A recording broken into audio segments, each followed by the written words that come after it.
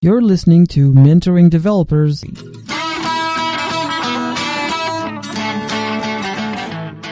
So what's the best advice you can give to new and aspiring developers? Never stop learning. That's it right there. Never stop learning. Never? You really... Yeah, I mean, truly, literally, never. Every situation you find yourself in is an opportunity to learn something.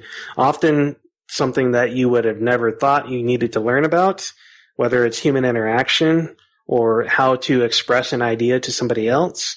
I mean, more often than not, the lessons that we can take away from any given situation are not technical, but human related, dealing with other people.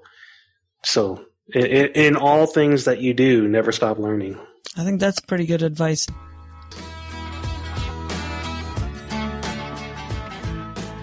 For show notes and transcripts, visit us at mentoringdevelopers.com.